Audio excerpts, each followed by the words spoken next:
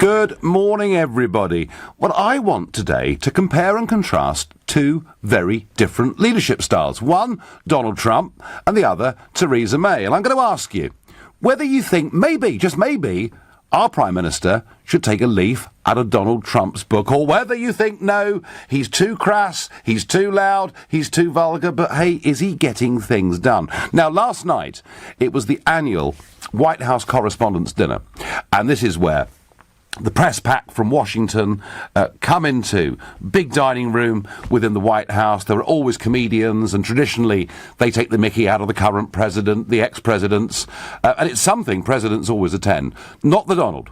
For the second year in a row, he's boycotted it. He basically hates the mainstream media. He sees them as being the enemy. He sees them as being the opposition. And I guess kind of, given the mess the Democrats are in, that perhaps is the case. Now, he instead went to Washington in Michigan State, and he was talking about his negotiating technique with North Korea. We are doing things that are good. I think we'll have a meeting over the next 3 or 4 weeks. It's going to be a very important meeting. The denuclearization of the Korean peninsula of North Korea. The denuke.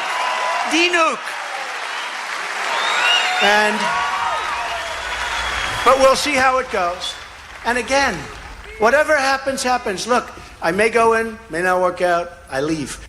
Do you get that? Look, I may go in, it may not work out, I leave.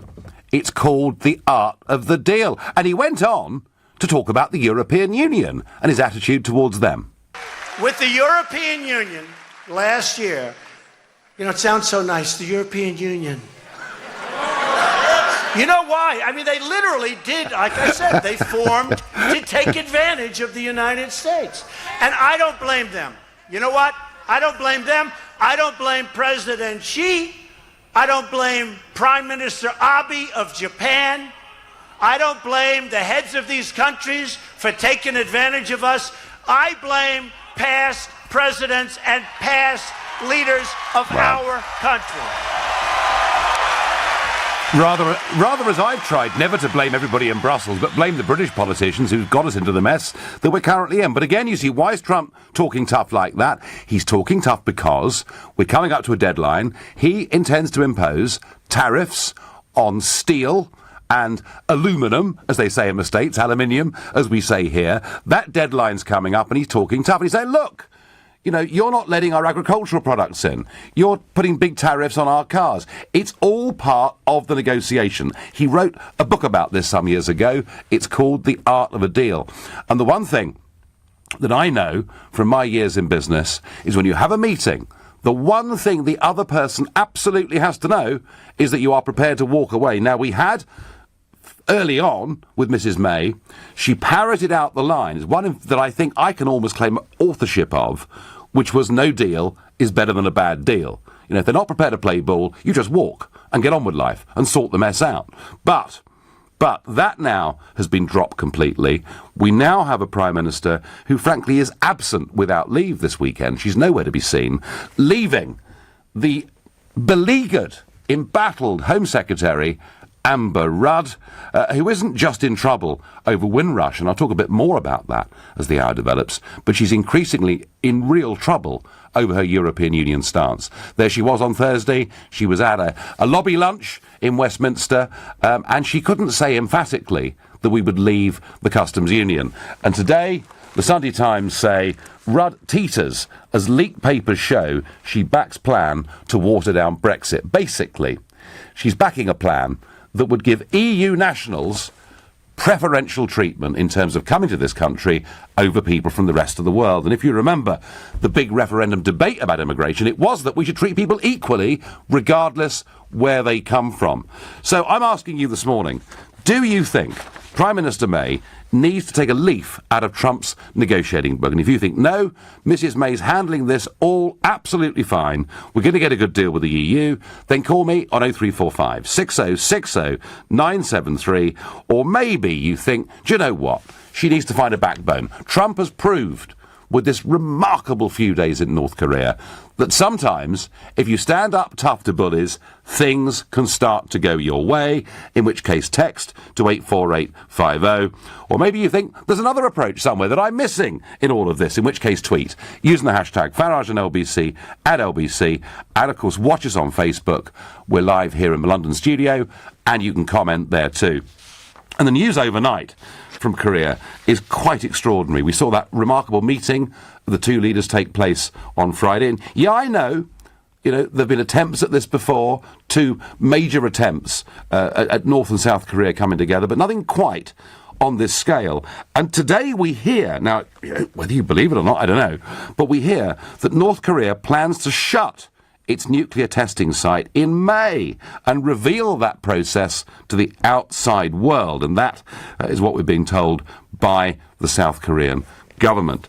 But when it comes to negotiations, when it comes to leading a country, when it comes to Brexit, which, no question, is one of the biggest things that any peacetime government has ever had to do, does she need to take a leaf out of Trump's book? Let's just hear again, despite the wonderful news from Korea over the course of the last few days, let's just hear once again Trump's negotiating tactic for when he meets Kim Jong-un. I may go in, may not work out, I leave. There you go. Pretty clear, isn't it? He wants this to work. Any prospect of denuclearization on that peninsula would be extraordinary. And there's no doubt in my head that Trump so far has played an absolute blinder on this.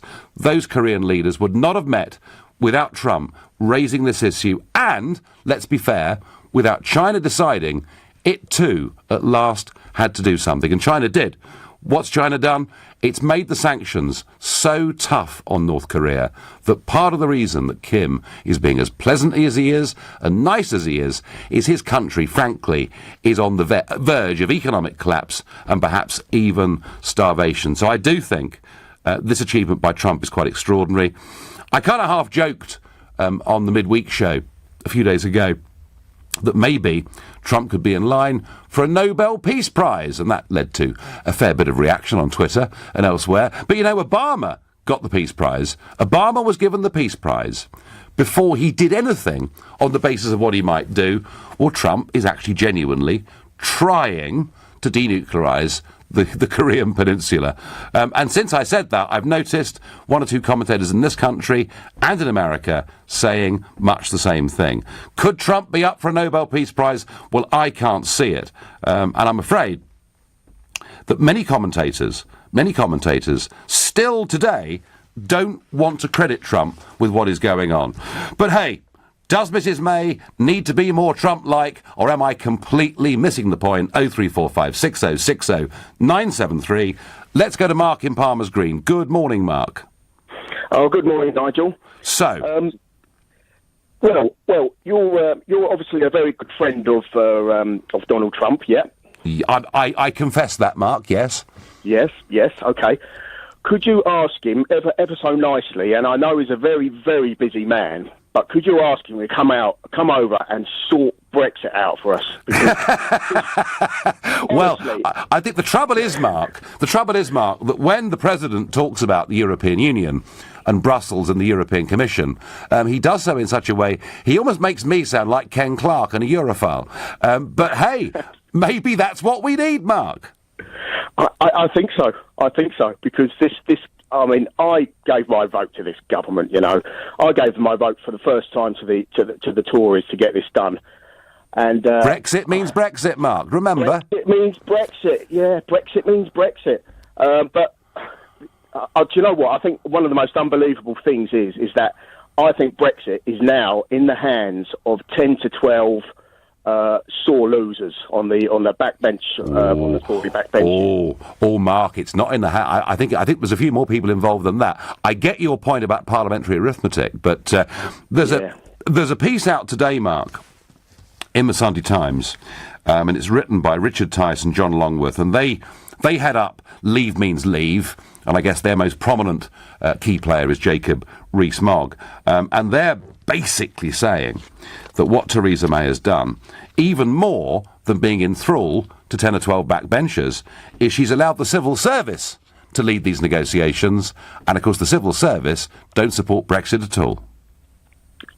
Weak, very weak, very weak. And as far as Jacob Rees-Mogg goes, utin numero 10 melunga which is Latin for get JRM in number 10. All right, Mark, thank you. Thank you for that testimonial. Well, Mark there, a very disenchanted voter from the last general election on Brexit. Nigel, I think she should definitely take a leaf out of Trump's book, says Jan from Norwich. What do I think of the EU? Time to send in the alternative Brexit negotiating team. I get on Twitter. Look, maybe I'm wrong. Maybe actually May is handling this correctly. Maybe Trump deserves no credit for what's happened in North Korea. If you think I'm completely wide of the mark on this Sunday morning, then call 0345 6060 973 and tell me about it. In a minute, I'm going to interview Richard Tice, the co-chairman and founder of Leave Means Leave, to get his analysis of how this government is so far handling Brexit. But for now, you're listening to the Sunday edition of the Nigel Farage Show, exclusive in LBC, and it's 10:15.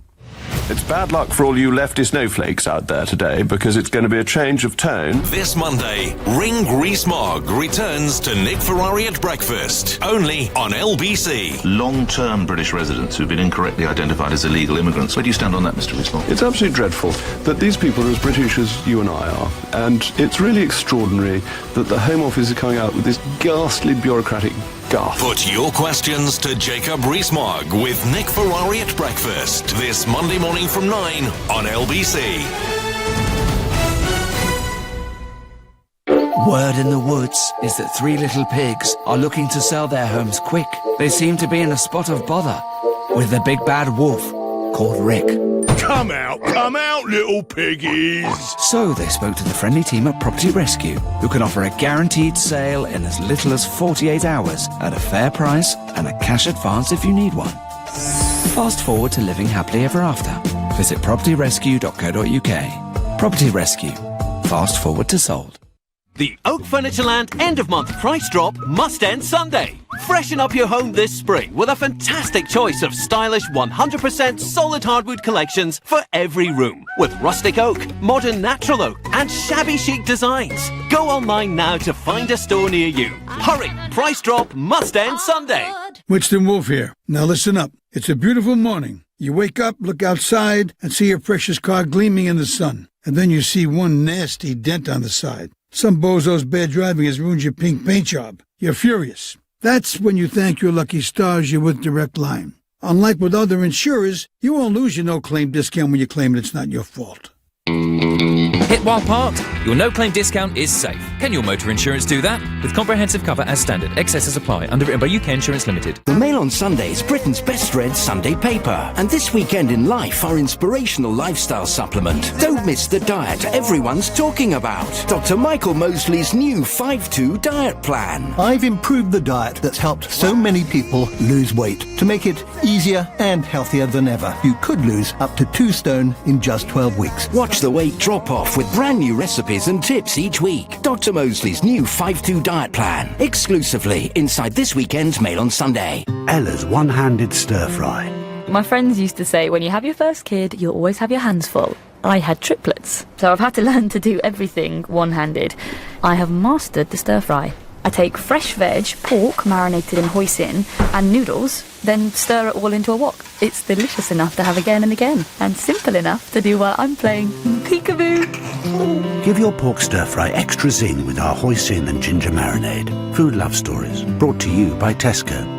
The Network Q Big Thank You sale is now on. Get an amazing £750 deposit contribution with finance at 9.9% APR representative. Plus, every used Vauxhall we sell comes with 1 year's warranty and 1 year's roadside assist. From the 13th to the 30th of April at your local Vauxhall retailer. Vauxhall, British brand since 1903. Personal contract purchase, finance subject to status, 18 plus T's and C's apply. Vauxhall Finance, available on selected models at participating retailers. Right now at Homebase, there's 3 for 2 on all paint and wood care. Hurry, offer ends soon. Homebase, always your home, always low prices. In store only, cheapest item free, excludes clearance outlets. Leading Britain's conversation, The Nigel Farage Show. Tweet at LBC using the hashtag Farage on LBC. When Trump negotiates, he plays hardball. He threatens fire and fury. And hey, do you know what? He also gets the Chinese to put really tough sanctions on North Korea, and he's got them to the negotiating table. I think it's an amazing victory. Not everybody agrees. Ford says on Twitter, Nigel, even a stop clock is right twice a day. Just because Trump might have something to do with North Korea, it really doesn't make him a great president. You're fooling yourself. Ford, perhaps you work for the BBC, Ford, I'm not sure. They seem to be struggling at all this morning to credit the president with anything. But hey, good things are happening in Korea. And, of course, with the European Union. He talked very tough in Michigan last night about the EU. Why? Because a negotiating deadline is looming. But in all of these negotiations, Trump has one simple tactic. Here it is. I may go in, may not work out, I leave. I leave. And the other side knows if it doesn't work, he leaves. Well, that is a bit of a contrast, it seems to me, to what's happening in this country. And joining me now is Richard Tice, co-founder of Leave.eu. And Richard has co-authored a piece this morning in the Sunday Times. Good morning, Richard. Nigel. Reading your piece, it's almost as if the person really handling our Brexit negotiations isn't the Prime Minister, isn't David Davis, the Brexit Secretary, it's a shadowy civil servant. Well, that's the truth, and he's a gentleman called Ollie Robbins, and he's been the chief negotiator for many, many months now, Nigel. And David Davis is sort of the public face of it, but seems to have lost considerable power. Ollie Robbins reports direct to the Prime Minister, and his track record over the last 8 or 9 months, sadly, is woeful, and that's why we're in the pickle we're in. Now, he of course, himself was famous. I mean, we can all change, of course, as we get older, but he himself was famously pretty anti the Eurosceptic movement at Oxford University, wasn't he? Well, he was. He wrote some articles, actually, defending methods in Russia and the Soviet Union. But, of course, people can change. Yes. But the real issue is where we are today, and the European Union are literally playing with us like a cat plays with a mouse, because they don't believe that we're prepared to walk away. Yeah. And this is the moment, and unless something changes rapidly, we will continue to be played with for the rest of this year, and the noise will continue. It will just get more and more embarrassing. We will end up with a really bad deal. This is the moment to wake the European Union up by changing our senior negotiators and bring in some people who actually believe in what they're doing. If you don't believe in what you're doing, whether it's your job or what you're negotiating, you're just not going to do a very good job. And this guy, Ollie Robbins, doesn't believe in what he's doing. Well, OK, the Prime Minister could remove Ollie Robbins and put somebody else in, and you know what? The public would barely notice. But there is a very prominent political figure out there called Amber Rudd, who's the Home Secretary, who struggled, Richard, at a lobby lunch on Thursday to say we'd be leaving the Customs Union. And also in the Sunday Times today, they report that leaked papers show she's got a new immigration plan that would water down Brexit significantly. Does she need to go as well? Well, I think she's been struggling all week, but actually she's been probably let down by some of her Home Office officials. It's not all on her plate, and someone who gets 200, 300, 400 emails a day can't be expected to see all of them. So no, I think the real issue is that the civil servants have got to do, they've got to follow government policy, and if they're not, then we need to bring in other people to do that job, and actually people from outside the civil service who can come in and believe in it and negotiate the right sort of deals. Now, June is a very, very big moment. June and October are the two really big moments, as I see it, with the negotiations this year with Brussels. June being the Irish border, October being whatever shape a future trade deal may or may not take. It seems to me, from everything that's being said by Mr Verhofstadt and Monsieur Barnier, or Barrier, as we now know him, it seems to me that the only way that they sort of let us off the hook on the Northern Irish and Republic border is that we effectively have to stay tied to all EU rules now and into the future. Well, what's extraordinary is that no one is holding the European Union to their own internal report produced by Lars Carlson called Smart Borders 2, which sets out in very clear language how we can have a frictionless border. And, why will they not apply what their own expert recommends? I think we could well end up with a situation where we have to say we're not going to impose any form of border because actually the technology is there. We can rely on that. We can rely on electronic declarations. Small businesses don't need to worry anyway. We can have a trusted trader status. We're not going to apply anything. If you want to apply anything on the Irish side, that's your business, and it will then be you that's actually putting up barriers that are totally unnecessary. We've got to call their bluff. Do we need to see more of David Davis and Theresa May on this subject? Because it's noticeable that David Davis has one of the most important jobs in peacetime government. I mean, certainly since 1945. We don't see much of him, do we? Well, we see him in front of various select committees, but we need to see them focusing on the detail. And if the Prime Minister probably hasn't got time to do that, but she's got to have a team of people that believe in it. And in my view, that needs to be serious Brexiteer-believing politicians, the likes of Jacob Rees-Mogg and Ian Duncan-Smith, who they understand the detail, they know how it works, and they believe in it. And they should be the people who are brought in to negotiate this, rather than relying on civil servants who just don't believe it. And finally, Richard, do you think we ought to get Donald Trump on a sort of 6-month secondment to come and be our Brexit negotiator? I'm not sure that would be very popular, would it, Nigel? Might be effective, though, mightn't it? To London, is it? Richard, thank you very much indeed. Well, that was Richard Tice, co-founder of Leave.eu, and please feel free to challenge anything that Richard said there, or anything I've said so far this morning. I am very struck. Two very different negotiating styles, and, the implication of what Tyson Longworth in their Sunday Times article today are saying is it's all been given to a civil servant who in his heart and soul doesn't believe in Brexit anyway, and it's going to rats. My next caller is Jason from Sutton. Jason, good morning.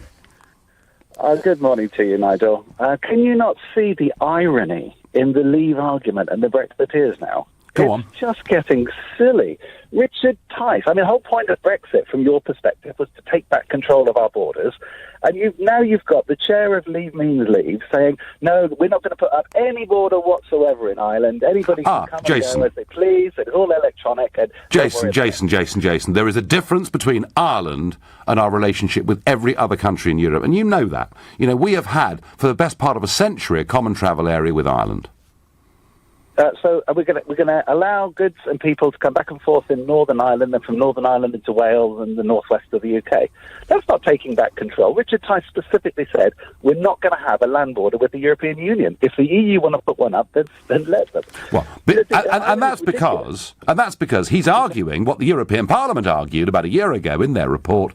The European Parliament then were preparing for Brexit and said, actually, there's a very smart way of doing this. We can use smart technology. We can make it happen. We don't need to construct physical fences and barriers. And of course, Jason, there are reasons there of sensitivity, aren't there? Hold on. And yet, there's not a single border anywhere on the planet that works on that basis. No, and there is not a single one. And can you name another relationship on the planet like that of Britain and Ireland? It's a unique... Ukraine and Crimea. We've got we've had a very complex, very difficult history, and after the First World War, the Republic was formed, the Irish Free State was formed, and, we've had this common travel area virtually ever since then. It is a unique relationship. I totally get the history of what's happening in Ireland. I totally get the problems that they've got. The solutions that Brexiteers are now offering is totally opposite to what they suggested during the referendum campaign. And then second point that he made was that we should threaten and tell the EU we're just going to walk away. Despite the fact every single expert research study that's ever been produced anywhere on the planet says if we just walk away, we're screwed. We'll lose our economy, we'll have severe problems, and they've detailed it. Every single one, even the economists for Brexit, led by your Patrick Minford. Do you, Jason, whether you're for or against Brexit, do you accept the point I'm making this morning, that whether you like Trump's style or not, there is a very, very clear negotiating strategy that Trump takes to everything, and that maybe, just maybe, our Prime Minister could take a leaf out of that book? Well, there's an interesting one. I'm not for or against Brexit. I'm for the United Kingdom being as successful and prosperous as possible. Brexit is anti that. As far as Trump's concerned, if you look at his business history and his negotiating history, he's had over 900 court cases against him for his negotiating strategy. He's had a number of bankruptcies. He's a failed businessman. If he just put his money in a bank account when he inherited it, he'd be more wealthy today than if he never started a business. Don't think that flies, Jason, at all. He did inherit some money, but compared to what he's worth now, it was a relatively small sum of money, and you're quite right to say he's had a hugely checkered career, but he's worth about $7 billion, Jason, maybe 8. Well, we won't know, will we? Because he never filed his tax return, keeps them all secret. Nobody knows what he's worth. They just listen to what he says he's worth. Well, I tell you what, if it's all on people do anyway. If it's all on borrowed money, he's got an awful lot of borrowed money, because there are golf courses and estates and real estate. Oh, Jason, I'm making a point that I do not think it makes much sense for the British government to have someone like Ollie Robbins being the most important person in this negotiation. What, a faceless bureaucrat in the United Kingdom? How dare we do that, having said that the EU shouldn't have them? Well, here's the point, actually. The point is that it's the faceless, unelected bureaucrats in Brussels. Actually, they have got faces, because Mr Juncker and Mr Barnier, and we know their name, but they're the ones who make the decisions. In this country, surely the civil service should do the politicians' bidding, not the other way round. Well, in the EU Commission, there's about 33,000 civil servants, effectively. Yeah. In the UK, we've got over 405,000 supporting a nation of just 65 million. We have more civil servants bureaucracy in the UK. And do you know what they do, Jason? Most of them spend their life enacting EU laws. Listen, we must go. Thank you. You're listening to the Sunday edition of Nigel Farage. That could have gone on all day. Exclusively on LBC. It's now 10:30 and time for the news with Philip Chrysikos. South Korea says North Korea is planning to close its nuclear testing site next month and show the world the process for validation. Announcing the pledge, Seoul also reveals North Korea's leader, Kim Jong-un, has said President Trump will get to know he's not a person to aim missiles at the United States. There's a warning almost 7,000 fake Russian Twitter accounts were used to rally support for Labour ahead of last year's general election. The Sunday Times and Swansea University claims many of them were internet bots using British names. More than 200 MPs have written to Theresa May for assurances given to the Windrush generation to be written into law. The letter, mostly from Labour members, says concerns over compensation, housing and legal rights haven't been settled. LBC weather, sunshine and showers across the north, heavy showers in Northern Ireland, cloudy with showers elsewhere, a high of 10 degrees. LBC travel in Kent, it's slow on the M20. There's a lane closed in both directions between the M25 Junction 3 at Swanley and Junction 2 for Root and Brands Hatch because of animals on the road. In South Bermondsey, the A2 Old Kent Road westbound has a lane blocked before the Canal Bridge interchange. That's because of a police investigation. In Walthamstow on the North Circular eastbound, there's a lane blocked on the entry slip road at Hale End Road. That's because a tanker's broken down. In Enfield, Ordnance Road is blocked both ways because a car's broken down at Hertford Road. And on the rails, there's no Heathrow Connect between Paddington and the airports because of a timetable error. LBC Travel, I'm Dave Goff. This is LBC. Oak Furnitureland's end-of-month price drop must end Sunday. Freshen up your home with 100% solid hardwood collections for every room. Hurry, must end Sunday. Buying or selling a business is a big step, let's face it. So you don't need it to be a big, stressful, headache-inducing, want-to-pull-your-hair-out step. You want a helpful team, a straightforward process, and people that know what they're doing, which perfectly describes Hilton Smythe. If you're buying, get your dream business anywhere across the UK. And if you're selling, there's loads of reasons you should do it the Hilton Smythe way. See why? Click thehsway.co.uk. Spotted in the middle aisle of Lidl, there's a huge selection of garden furniture. They've got stacking chairs just $24.99, multi-position chairs and glass tables $29.99 each, and sun lounges $44.99 each or 2 for £80. From Sunday the 29th of April at Lidl. Get there first. Subject to availability, NI may vary, selected stores while stocks last. The Network Q Big Thank You sale is now on. Get an amazing £750 deposit contribution with finance at 9.9% APR representative. Plus, every used Vauxhall we sell comes with 1 year's warranty and 1 year's roadside assist. From the 13th to the 30th of April at your local Vauxhall retailer. Vauxhall, British brand since 1903. Personal contract purchase, finance subject to status, 18 plus T's and C's apply. Vauxhall Finance, available on selected models at participating retailers. BT Infinity's super fast speeds mean you can enjoy lightning fast downloading, super fast streaming and super fast online gaming, All at our lowest ever standard price for fibre. $24.99 a month on an 18-month contract with a one-off $9.99 delivery fee. But now with no activation fee when you join BT before May 10th. Superfast fibre for superfast everything. Search BT Broadband to join today. Prices may change. New customers, 30 gigs usage, terms apply. If you want your hard-earned money to be secure and give you great returns, invest in Union Premier Bond. Just log in to www.unionpremierbond.co.uk and choose your investment duration from 1 to 5 years with great returns. With its effortless online application process, it is designed keeping your needs in mind. Union Premier Bond by Union Bank of India UK Limited. Good people to bank with. Union Bank of India UK Limited is authorised by the Prudential Regulation Authority and regulated by the Financial Conduct Authority and the Prudential Regulation Authority. The Nigel Farage Show on LBC. Call 0345 6060 973. Do David Davis and Theresa May need to take a leaf out of Donald Trump's book in terms of negotiating with the European Union? Trump last night was talking about Korea, and yeah, he's very, very pleased that the two leaders of North and South Korea have met, that he's going to meet with Kim within the next few weeks. But, he, even in that midst of what could have been euphoria, what does Trump say? I may go in, may not work out, I leave. See, that's the point. That is the Trump negotiating style. It does not appear now to be the British negotiating style. All that was said in the election about no deal is better than a bad deal seems to have disappeared completely, amidst arguments that maybe the civil service have been given too much power. But before I get back to that, just a thought on Windrush. Clearly what happened was wrong. Was it the willful intent in 2009 of a Labour government that the landing cards of those who'd come from the West Indies should be destroyed? No. Was it the willful intent of Theresa May when she came in as Home Secretary in 2010 that we should try and victimise people who'd been here for 50 or 60 years? No.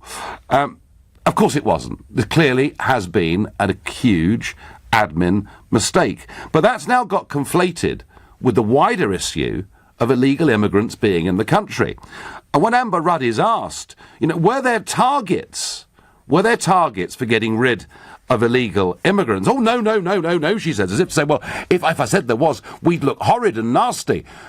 If the Home Office had targets for removing illegal immigrants, all they were doing was obeying the law and doing their job. Why did she shrink and run away from this and pretend she knew nothing about it? Well, it's still rumbling on.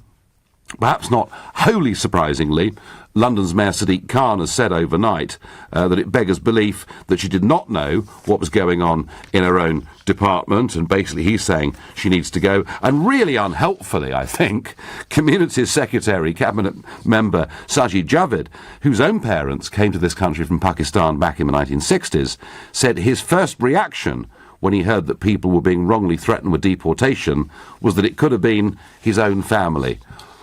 I've no doubt he meant that sincerely, but I don't think it was particularly helpful. So, Rudd under fire for the Windrush scandal itself, which is unfair, because it clearly did, none of this happened on her watch, but clearly under fire for didn't she know about deportation targets and not appearing to know how to answer it, and now in trouble over future plans for EU migrants to have preferential access and not being able to say clearly to a press lunch that we should leave the customs union. And I don't know, there are some that say, well, actually, Amber Rudd will stay.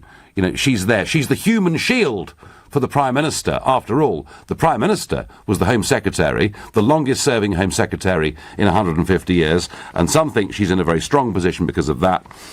I don't know. I get the impression she's rather been left out there on her own. Another difficult week, I think, facing Amber Rudd. Back to those contrasting styles of Trump and May, and whether May should take a leaf out of his book. June on Facebook says, Nigel, I agree a lot of what you say, but not in Theresa May's situation. She is the PM and does not have the luxury of spouting on media channels. Doesn't stop Trump, June, does it? And actually, wouldn't we like to see a little bit more clarity from Theresa May on Brexit and where we're going? There seems to be a real marked absence of it in recent times. Helen asks, if Parliament has a vote at the end of these negotiations and we don't like the result, can we ask for another vote? Oh, Helen, not more and more and more and more referendums. I believe we've had our referendum. I don't now think there's going to be another one. Although, to be fair, there are many in the House of Lords and quite a lot in the House of Commons that would like to force that upon us. Tony says the financial expertise is already moving or has moved to European cities. Oh, no, it hasn't, Tony. Deutsche Bank have just taken a 20-year lease on a huge piece of real estate right in the middle of the city of London. Can Trump and his expert team do some negotiating with the EU on behalf of Britain, says Anne in Kingston. Well, that's rather what I think. Trump is a strong, free-thinking leader who puts his country first and rejects virtue signalling. May is the opposite, says Michael. So we've got both sides of the opinion here. Let's ask Anil, who's calling from Norbury, what he thinks. Good morning. Mr. Farage, good morning to you. You say Theresa May should take a leaf out of his book. What are you referring to? The Art of the Deal? Well, what I'm talking about, Anil, specifically, is, May, in the Brexit means Brexit, general election, said quite rightly that no deal is better than a bad deal. That has now been dropped, Anil. We are now making a whole series of concessions, and the one thing that Barnier... About the style, Mr. Farage. The one thing I know that Barnier and Verhofstadt know is that she's not going to walk away, whereas Trump was very, very clear. Let's just listen to Trump. I may go in, may not work out, I leave. The point I'm making is that is a more effective negotiating style than Theresa May's. No, actually, he didn't write the book. It was somebody called Tony Schwartz. It was ghostwritten for him. He has no skills as such. The only two skills he has, bluff and bluster. Right. But what do you say he didn't write the book? Many famous figures who publish books have them ghostwritten for them. Yes, but he should acknowledge that he didn't write it. He's the president. And people kept saying we should respect the office of the presidency, but he himself doesn't respect the office. Well, I think he does. He's just got a different style, a different way of doing things. Well, I can go out in the street with some bullies, That doesn't mean it's a good style. All right, well, okay. Right, you clearly don't like him or his style, and a lot of people feel the way that you do. Would you at least acknowledge that what he's done in North Korea is quite extraordinary? To a certain extent, yes. But apart from that, I don't think he has achieved much for his Well, I tell you what. If he brings about world peace and stops North Korea becoming a nuclear power, that on its own would be a monumental achievement. Look what he's trying to do in Iran. He's trying to undo the deal, so there'll be more trouble in the Middle East. And I think there's more trouble from the Middle East than from North Korea. Well, Iran is a country that he does not trust. He sees Iran as being a state sponsor of terrorism. He sees the Iran deal as being a lot of US taxpayers' money being given to Iran in return for a series of assurances that aren't actually being checked or backed up. Yeah, so all the who back the deal are wrong, are they? Actually, I have to say, I'm very suspicious of the Iran deal. I don't like the look of it myself at all. I know the European Union love it, the British government love it. I'm not sure that it's right. And to be fair, he was very much elected promising the American public he would reverse that deal. So it is kind of democracy in action too, isn't it? He was elected to build the wall and bring back work to the Rust Belt. I don't think American public is interested in foreign affairs. They hardly know what's going on beyond their own state. Oh, don't be sad. They're not all, they're not all sort of, hicks living up in their hills. I mean, I know. Rust Belt, Well, are jobs coming back to the Rust Belt? Yes, they are. Has the wall been built? Not yet, but I agree with you. He needs to do that to maintain his promise. What do you think the jobs are coming back to the Rust Belt? Which jobs?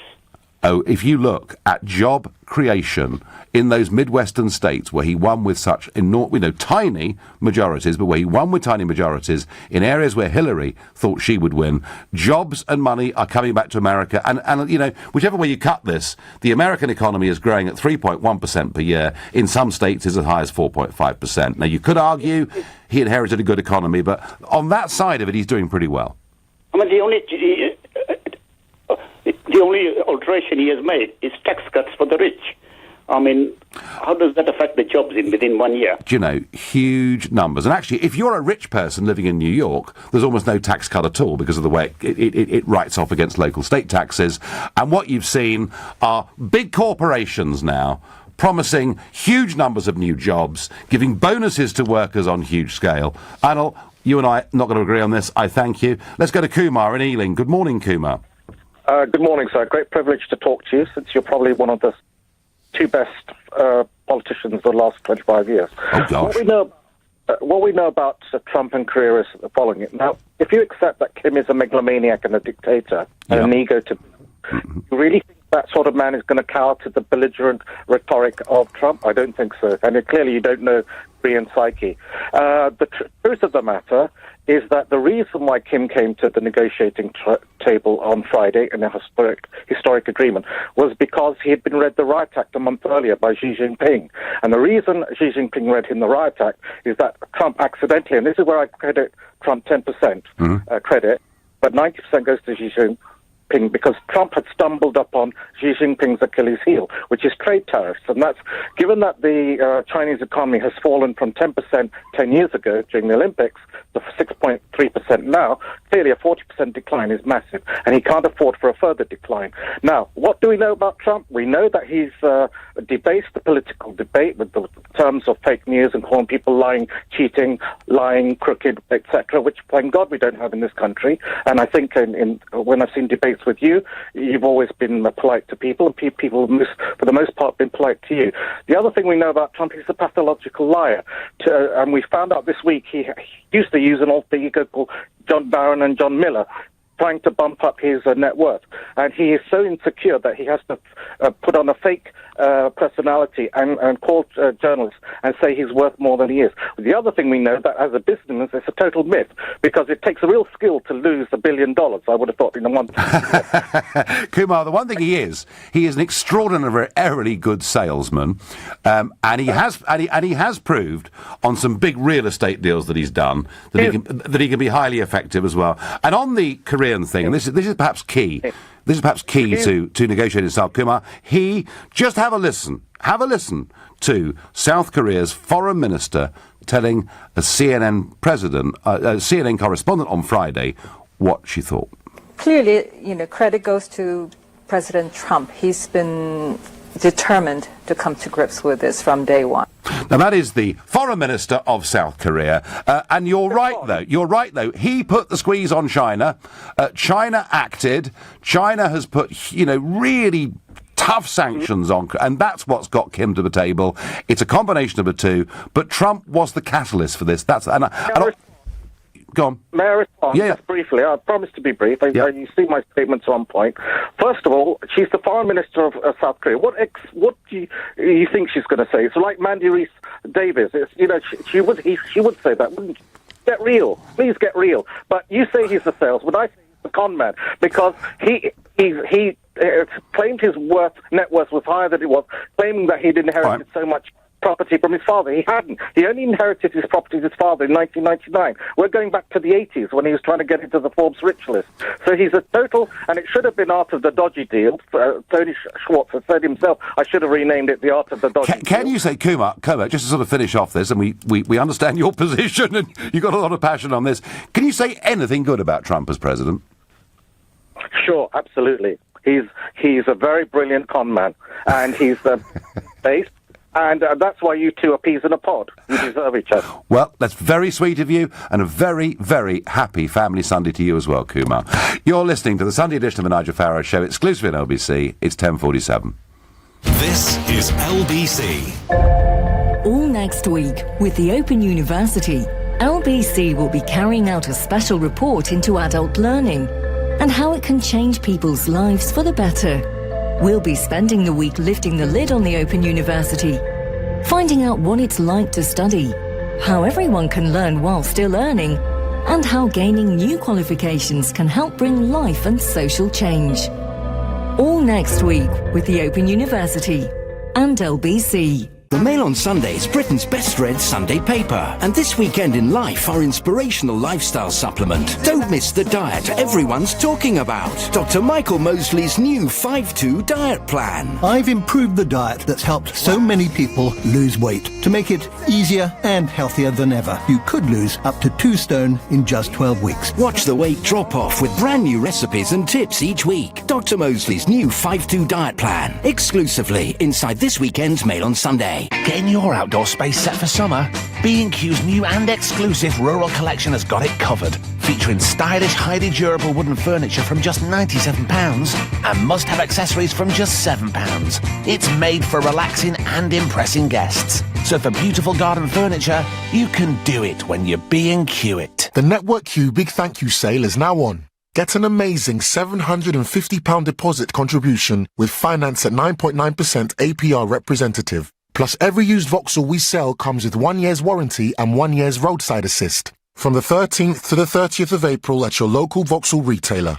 Vauxhall, British brand since 1903. Personal contract purchase, finance subject to status, 18 plus T's and C's apply. Vauxhall Finance, available on selected models at participating retailers. To find out more about our boiler installations and maintenance schemes, visit swaleheating.com. Rely on us to keep you warm. Selling your business doesn't have to be as stressful as running it. It's time to say goodbye to rolling up the shutters at 5 a.m. Say goodbye to never-ending orders, receipts, invoices and accounts, early deliveries, cleaning up and locking up late. Phew! Break free with Hilton Smythe. See what your business is worth. Pay no upfront advertising fees, there's no 12-month contracts or cancellation fees. Sell the Hilton Smythe way. Visit thehsway.co.uk. Leading Britain's conversation, The Nigel Farage Show. Tweet at LBC using the hashtag FarageOnLBC. Does Mrs May need to take a leaf out of Donald Trump's negotiating book by making it very clear? Let's listen to it. I may go in, may not work out, I leave. Maybe that's what she's got to do with Brussels. She did kind of hint at this in the election, but it all seems to have been dropped. So that's what we're talking about. But my favourite story of the morning, I love it. Exposed. Russians tried to swing election for Corbyn. Thousands of robot Twitter accounts bombarded voters, in fact measuring the number of these accounts compared to the Brexit referendum. There were many, many, many times the number. So I rather like this because the very group of people who've been saying that Brexit happened because of the Russians, that Trump happened because of the Russians, now find themselves the beneficiaries of the Russians. But it didn't help them win the election, so how is this conspiracy that people mucking about on Twitter could have swung it for Trump or swung it for Brexit? I'm bored with all of this. I'm bored with this Russian collusion story. Can we please now call it a score draw and all move on? Let's go to James in Beaconsfield. James, good morning. Good morning, Nigel. One of the things I have to say about you, which May lacks, is you do things with passion and vigour, and your Brexit campaign reflected that. And May lacks an awful lot of that, as the Trump is very passionate as well. But what I wanted to say was, I believe Kim Jong did what he did so that he would get... It's the old shakedown, where you go into a pub, you start a fight, and then you say, oh, if you pay us, we won't fight anymore. So I think that's where he has gone with that. He's done it. Oh, gosh, James, I don't know where you are, but this forecast of big northerly gales appears to have struck Beaconsfield already. Get somewhere quieter, call us back, please. John is calling from Chigwell. Good morning, John. Hi, Nigel. How are you doing? I'm doing very well, and I'm fascinated by people's reaction to this contrast between the Trump style and the May style, and maybe he's got something that she hasn't. Well, do you think that Theresa May would phone Good Morning Britain and ramble on for 30 minutes? Mrs Thatcher, Mrs Thatcher, I remember calling into Jimmy Young and calling into the Today programme. So Margaret used to do things like that. Yes, John? Yeah, 3 days ago, Donald Trump called Fox and Friends, and he rambled on so much that the host had to say to him, well, Mr. President, I'm sure you've got better things to do, and put the phone down on him, because he was right. I would suggest that everybody actually watches that clip on YouTube. Nigel, look, your mate Donald Trump, this is a man who lied to get on the Forbes rich list, right? So that he could make himself into the person he is, because once you get on the Forbes rich list, this means that you can borrow billions and billions of pounds, and that's what happened. People have borrowed him all this money on the back of a lie.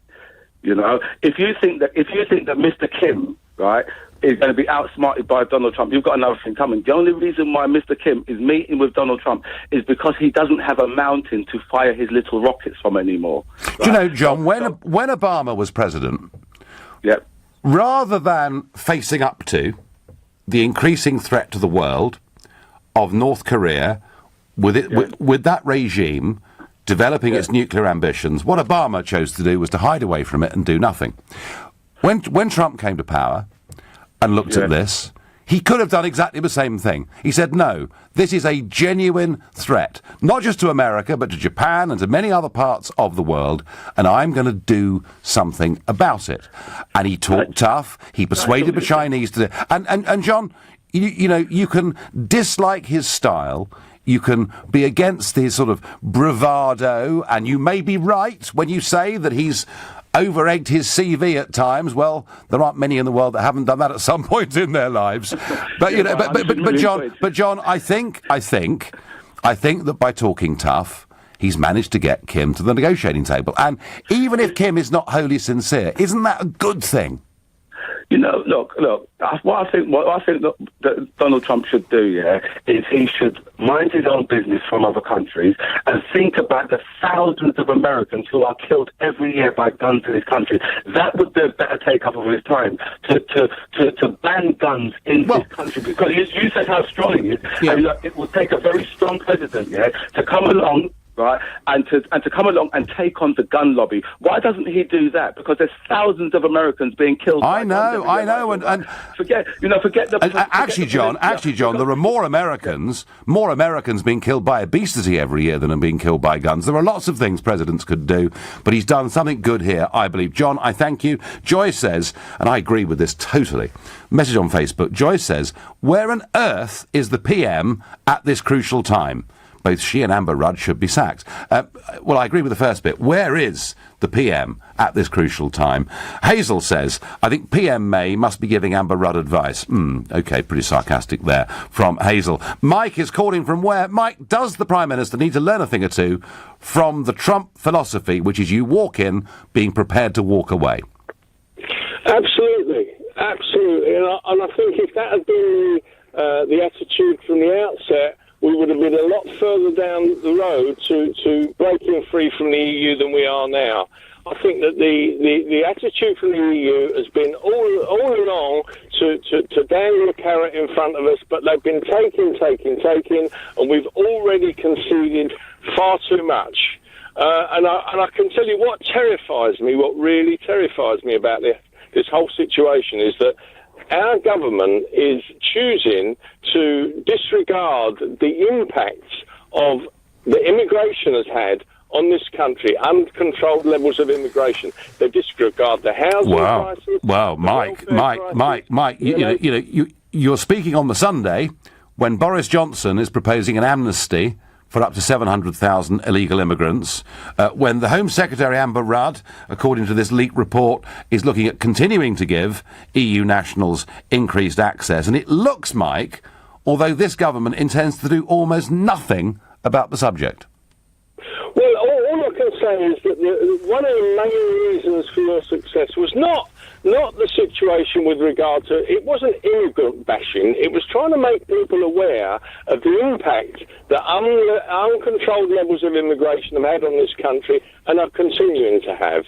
And I cannot for the life of me understand why none of the government seem to acknowledge it. It's not numbers is a big issue. I understand that. We do need people in this country to do certain jobs, but the thing is, they've completely overlooked the fact that there are a number of companies in this country that advertise exclusively in Eastern Europe for jobs. Oh, I know. And they're going to do nothing about it, Mike. Absolutely nothing. Mike, I thank you. I've got time for one last quick call on this. Martin from Epsom, good morning. Good morning, Nigel. Thank you for squeezing me in. Not one bit. So, does May need to take a leaf out of Trump's book, or is Trump just a wrong 'un? Well, I wanted to point out a couple of things that might change your mind on Trump. Let me know what you think afterwards. Of course, he's not the first person to be offered a meeting with the North Korean leader. That goes all the way back to Mr. Bill Clinton, then George W. then Barack Obama all had the opportunity to go. And all of them were, of course, advised by their respective left or right administrations not to. Second point. And then you said that Obama decided to hide away, when in fact, at the beginning of his presidency, he actually said he would like to meet with Kim Jong-il, it was at the time. Yes. And your friends over at Fox and the alt-right lot started berating him like mad. If you look at the contrast between the news reporting from Fox... But the point is, Martin, he didn't, and Obama promised to move the embassy from Tel Aviv to Jerusalem and didn't, and he promised to intervene in Syria. He had a red line and then he didn't. The point I'm making, Martin, is they're different styles. Trump does get stuff done. Thank you. Moving on. Pope Francis has led tributes to young Alfie Evans after the toddler's parents announced his death. Tom Evans and Kate Jones said they were heartbroken after the terminally ill youngster died in hospital on Saturday. There is a big debate here over parental responsibility.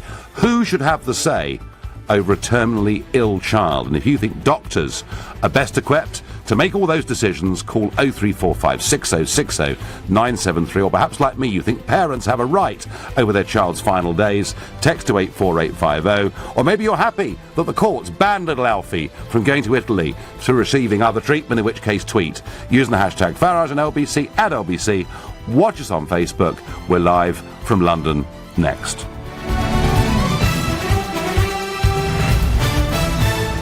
On your radio, on your phone, and here. Play LBC. Leading Britain's conversation. This is LBC. From Global's newsroom at 11 o'clock, North Korea's leader says he'll invite experts and journalists from South Korea, the United States, and from around the world to watch the closure of his country's nuclear test site. That's according to the president of South Korea, who says Kim Jong-un will do that next month following the historic summit last Friday. LBC's Korea correspondent Alex Jensen says this is all legitimate talk. This latest statement has all come from Seoul, but it's pretty much verbatim, apparently, from what Kim Jong-un had to say during his recent conversations. We've got now a flood of information coming directly from North Korea that we've never really had before. But according to Kim Jong-un, there are a couple of more tunnels that are perfectly usable for nuclear tests. It's not just a case of being forced into it, and they will allow inspectors in. It's claimed Twitter bots from almost 7,000 fake Russian accounts posted pro-Labour messages ahead of voting in last year's general election. But Labour says it's not aware of any such campaign, but the government describes the joint findings by the Sunday Times and Swansea University as extremely concerning. 2 women have potentially life-changing injuries after being involved in a collision with a car in Newport. It happened in the early hours of this morning, as LBC's Mike Hughes reports. The collision happened just hours before the city's first marathon got underway. Gwent police say they're not linking it to terrorism and it's not connected to the event. The car involved was found burnt out on the other side of the city. Its driver remains at large. Mike Hughes, LBC, South Wales. Labour is demanding a full inquiry into the Windrush scandal, including if the Home Secretary misled Parliament. It comes ahead of Amber Rudd taking questions from MPs in the Commons tomorrow after apologising for not being aware of specific removal targets. But Shadow Chancellor John McDonnell says it's paramount the Home Secretary resigns. If you make decisions, you as a minister, you're responsible for your department. If something goes wrong, you should go. Now, Theresa May was right then. We believe we're right now. Amber Rudd either misled Parliament or was too incompetent to manage her own department. J. Sainsbury and Walmart are expected to confirm their £10 million merger plan for Sainsbury and Asda tomorrow morning. It's understood it'll come at 7 o'clock before the London stock market opens, but there are calls for the Competition Commission to start an immediate investigation, as the combined company would have a combined 31% market share. Weather forecasters are warning of travel disruption during tomorrow morning's peak, with a month's worth of rain expected to fall in a day. The Met Office has a yellow warning across East Anglia, London, Kent and Sussex from 9 o'clock tonight to just before midnight tomorrow. Reports say Steven Gerrard has agreed to be Rangers' next football manager. The Sunday Mirror says the former England and Liverpool midfielder has said yes to taking over at the Scottish Premiership side, with his former Liverpool teammate Gary McAllister as his assistant at Ibrox. LBC weather: sunshine and showers across the north, heavy showers in Northern Ireland, cloudy with showers elsewhere, a high of 10 degrees. From Global's newsroom for LBC, I'm Philip Chrysikos. Everybody has a boss. Even your boss has a boss. But you don't really work for your boss. or your company. You work for career and personal growth, for new skills and better stories, for your family and a better future. Ultimately, you work for you, and Indeed.com has all the tools you need to keep advancing your career, from job alerts and salary comparison to company pages with ratings and reviews. So do more than just show up for work. Be the boss of you with Indeed. You've got this. Indeed, the world's #1 job site. World's #1 job site according to Comscore total visits March 2017. LBC travel in South Bermondsey, the A2 Old Kent Road westbound has a lane blocked before the Canal Bridge interchange because of a police investigation. In Tottenham, the High Road northbound has a lane blocked at White Hart Lane because there's a traffic light leaning into the road. In Walthamstow, on the North Circular eastbound, there's a lane blocked on the entry slip road at Hale End Road because a tank has broken down.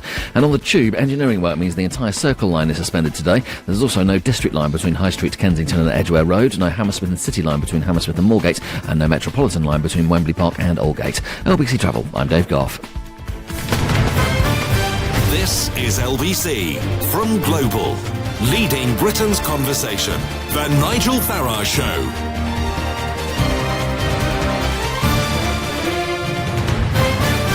Those of you that have been listening for some time to me on LBC will know that last year I became very involved in the Charlie Gard case, the little boy who had a critically ill condition, but the opportunity to go to America for some radical new treatment.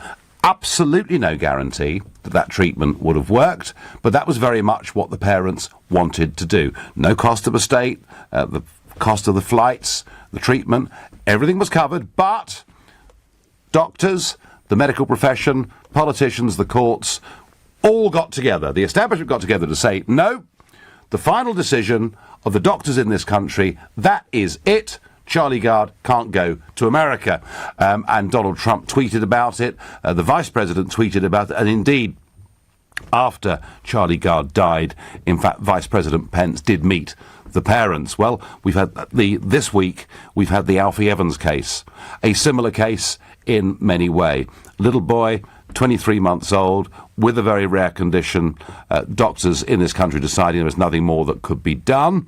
But a hospital associated actually with the Vatican in Italy that looks after very sick children thought they might be able to do something. But it hasn't quite worked out that way. To help us through the timeline, the story, what's happened here, how the public have responded, how the authorities have responded, is Michael Gaffney, LBC's reporter, who's been following all of this. Michael, good morning. Morning, Nigel. Hope you're well. Yeah, I am well. I'm well, but I'm vexed because I do actually think that if parents want to take a child somewhere else for treatment, they should be able to do so. But in this case, Michael, how much treatment? I mean, had Alfie Evans basically been in hospital almost since he was born? Very nearly. He went into hospital in December 2016. He was 8 months old, and he stayed there for another 15 months. So the vast majority of his life, he'd been suffering seizures, the cause of which was a massive degenerative breakdown of his brain, the cause of which has never been successfully diagnosed, and that's sort of the crux of the disagreement in this case between the parents and the hospital. 70% of his brain matter just disappeared. Obliterated. He lost the capacity to see, to smell, to even touch. His senses were gone. He wasn't capable really of any level of consciousness. But because there was never a definitive diagnosis of what had caused this, his parents were never ready to make that decision to say, actually, our son is terminally ill. How can we say that without a conclusive diagnosis? Mm-hmm. And that was the whole reason why they wanted to take him to potentially other hospitals overseas, like Gesù Bambino in Rome, where maybe further analysis could be carried out. And why do hospitals like Alder Hey, or in the case of Charlie Gard, Great Ormond Street, why do they seem to be so opposed to parents taking a child to a different country? Well, the issue here is where parental rights stand in the law relating to the individual rights of the child. Now, I don't think anyone's disputing that the staff at Alder Hey, who work very hard and who have saved more children's lives than either of us could count, had Alfie's best interests at heart. But they'd reached a point where they were convinced, even though they couldn't diagnose exactly the cause of what was wrong with him, that he wasn't going to have any quality of life. and that it would have actually been a cruelty to impose continuing to exist on him. That was their judgment call. Now, Alfie's parents argued that they had the right as parents to say what was best for him, but as it currently stands in UK law, the individual rights of a child as a patient override the rights of what parents or other people involved might feel. And yet, Michael, let's imagine another Alfie Evans, but the difference being the parents are multimillionaires and the child's in a private hospital somewhere in West London. I'm pretty sure that in that case they'd have been able to fly the child to Italy. I'm not so sure that's the case, because I don't think the financial aspects of it affect the legal decision making, and in fact, because of the attention that this case drew and the work of the supporters who call themselves Alfie's Army. Yes. I mean, the parents are sat on a crowdfunding budget of more than 100 grand now. So it's not the money. OK, fine. And Alfie's Army, I mean, I saw this remarkable picture, Michael, and you must have witnessed it, of about 20 police officers in high-vis jackets outside Alderhay Hospital, and I wasn't sure, was that to stop Alfie's parents taking him out, or was it to stop protesters getting in? That was to stop protesters getting in, and at one stage they did try to get in. That was last week when things were getting particularly heated just before Alfie's ventilator was switched off. There were some really disgraceful, frankly, remarks being bandied round about Alderhay on social media. I mean, to say that a children's hospital is a death camp is not something that is acceptable in polite society.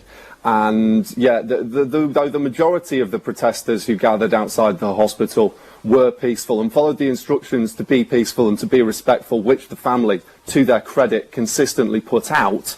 Certain individuals intimidated staff members, verbally abused them, and that wasn't good to see. No. OK. And finally, Michael, the life support machine was taken off. Alfie lived for another 4 or 5 days after that. Is there any reason the parents weren't allowed to take the child back home? Well, that was discussed in court. I was at the final High Court Family Division hearing that was held in Manchester, and Justice Hayden, the judge who's been ruling on this from the start, that was his idea, was if we can at least come to some arrangement whereby Alfie can be taken home and at least end his days in the comfort of home, let's do that. I think the only reason that didn't happen in the end was just for technical reasons. Certain arrangements had to be made in terms of getting equipment and kit to their home. That takes some time, and unfortunately his time came to an end before those steps have been put in place. No. OK. Michael, thank you very much indeed for talking us through that. That was Michael Gaffney, LBC's reporter, who's followed the Alfie Evans case over the last couple of weeks. Look, even if all the doctors agree, and this case did sound pretty hopeless, do you know something? Doctors aren't always right. All the doctors agreed on my medical condition in 1987, about 5 or 6 of them that I'd seen. And in the end, I got really, really tired with their answers. So do you know what I did? I went off separately to a different hospital for a second opinion, and within 24 hours, I was on the operating table having a cancer removed. All right? So don't tell me doctors are always right. I know they're not. And what about Aisha King, the 8-year-old boy from Southampton, a few years back, 5 years ago, 4 years ago, 2014, who had a rare form of brain cancer. There was nothing more doctors in this country could do. The parents wanted to get him to Europe to have a new proton therapy. And you know, medical science moves at different speeds in different parts of the world. They were told, no, you can't do it. They thought, the hell with it. They got on an aeroplane. Do you know when they landed in Europe, the parents were put in prison for taking their child off to get alternative health care.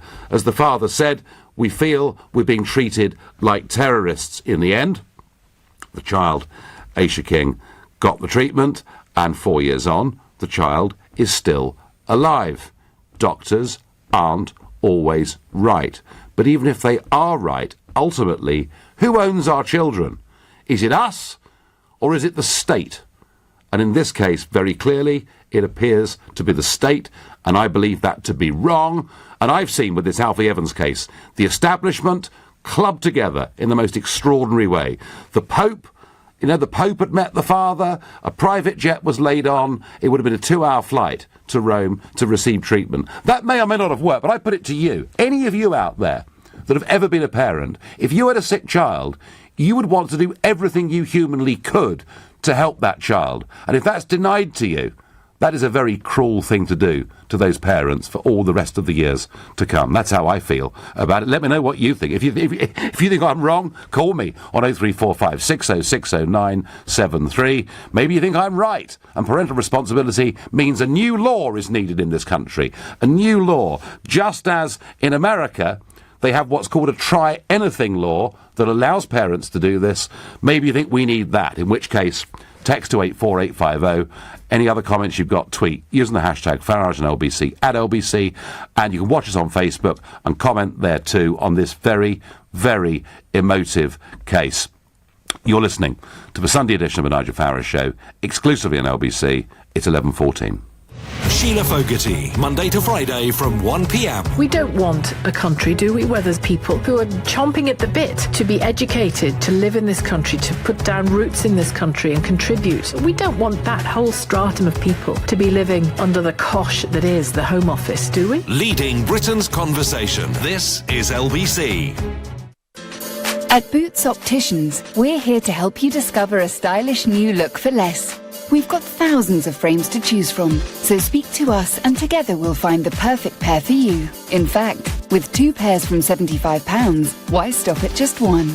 Book in store or at boots.com. Boots, let's feel good. 2 for £75 on Boots £50 glasses as part of our half-price additional pairs offer. Both pairs must be bought for the same customer in the same transaction, subject to availability. See in store. Well Man and Well Woman are the leading multivitamins for men and for women. Comprehensive formulas with vitamins B6 and B12 to support normal energy release. Live life well. Well Man and Well Woman from Vitabiotics, the UK's #1 vitamin company. From Boots, pharmacies and vitabiotics.com. This is the sound of someone with a million things to do waiting in. Your time is precious. We're with you. So our engineers call ahead to let you know when they're on their way. When you're with British Gas, we're with you. 95% of engineers call ahead. In the Sunday Times this weekend, Mary Berry spills the beans on tattoos, kale, and making contestants cry in her new BBC show, Britain's Best Home Cook. And to celebrate her mission to inspire in the kitchen, we reveal classic recipes from the series. Pick up your copy of the Sunday Times this weekend. Alexa, who is the best English rugby player of all time? Good question. My favourite is Johnny Wilkinson. Really? Oh, nice one. Alexa, who is the greatest rugby player of all time? My favourite is definitely Sergio Perez. Oh. Take out Vitality Health or Life Insurance today, and you could get an Amazon Echo Dot, just like Johnny. And to find your inner athlete, enable the Vitality Alexa skill for fitness and nutrition tips. To get your Amazon Echo Dot, just search Vitality. New member offer available on certain Vitality plans until the 30th of June 2018. Minimum monthly premiums, terms and conditions apply. Businesses do not like uncertainty, yet uncertainty is inevitable with Brexit looming. Against this backdrop, only businesses that plan ahead and anticipate better will be able to weather the challenges and capitalise on opportunities.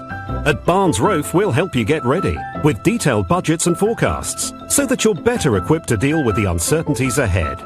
Get ready for a Brexit future. Call Barnes Rofe today. Barnes Rofe. Clever accountants for business. When the beast from the east struck, snow fell, temperatures plummeted, and the country ground to a halt. But Swale Heating leapt into action. Over the week, we helped over 10,000 homes stay warm and safe. To find out more about our boiler installations and maintenance schemes, visit swaleheating.com. Rely on us to keep you warm. The Nigel Farage Show on LBC. It's a contentious subject, but ultimately it seems to me that unless you are causing undue suffering to a child, parents should have the final right to decide on a new form of treatment, even if it's in a different country. But boy, don't the establishment club together in this country? You know, I made the comment that I think the state is all too powerful through politics, the medical profession and the courts. Some of the responses I've had back are quite astonishing. Dr. Ben Janaway on Twitter said Nigel Farage should face criminal charges for his abusive and manipulative libel at the expense of the NHS. So, criminal charges I should face, apparently, for saying parental rights should be above state rights in terms of a child. And fascinatingly, the Pope Francis took a personal interest in this case, met with the father, said he very much wanted Alfie to come to Rome to have this treatment, and after the little boy died, he said, I am deeply moved by the death of little Alfie. So you would expect, would you not, Cardinal Nichols, the senior Roman Catholic priest in the United Kingdom, to support the Holy Father? Not a word of it. No.